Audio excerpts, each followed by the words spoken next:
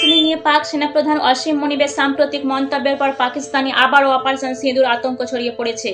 প্রায় 2 মাস আগে এই অপারেশনের পর যে ভয় পাকিস্তানিদের মনে বাসা বেঁধেছিল তা যেন নতুন করে জেগে উঠেছে। এবার তাদের আশঙ্কা, ভারতের সঙ্গে নতুন করে সংঘাত হলে পাকিস্তানিদের অস্তিত্বই বিপন্ন হবে। নিজের দেশের জনগণই এখন শাহবাজ শরীফের সরকারকে সতর্ক করেছে যে ভারতের সঙ্গে আর ভুল করে ঝামেলায় জড়ানো উচিত হবে না। তাদের বক্তব্য, একবার পাকিস্তান ভেঙেছে, যদি এবারও একই ভুল হয় তবে দেশটির মানচিত্র থেকে পাকিস্তানের নাম মুছে যেতে পারে। এই ভয়ের মূলে রয়েছে পাক ফিল্ড মার্শাল অসীম মুনিবের বিতর্কিত মন্তব্য। তিনি আবারও কাশ্মীরকে পাকিস্তানের ঘাড়ের শিরা বলে উল্লেখ করে কাশ্মীরকে স্বাধীন করার শপথ নিয়েছেন। মুনিব দাবি করেছেন, ভারত যাকে সন্ত্রাসবাদ বলে তা আসলে কাশ্মীরদের স্বাধীনতা সংগ্রাম। তিনি আরও বলেন যে পাকিস্তান কাশ্মীরদের রাজনৈতিক, কূটনৈতিক ও নৈতিক সমর্থন সবসময় দিয়ে যাবে। মুনিবের এই উস্কানিমূলক মন্তব্যের পরই প্রধানমন্ত্রী নরেন্দ্র মোদীর একটি বক্তব্যের কারণে পাকিস্তানিদের মনে চরম আতঙ্ক ছড়িয়েছে।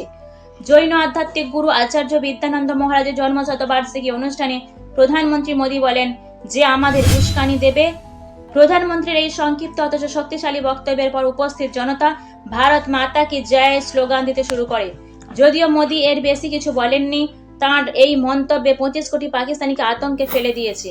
তাদের মনে হচ্ছে অসীম মুনিব বারবার কাশ্মীর প্রসঙ্গ তুলে ভারত এবং প্রধানমন্ত্রী নরেন্দ্র মোদীকে উস্কে দিচ্ছেন।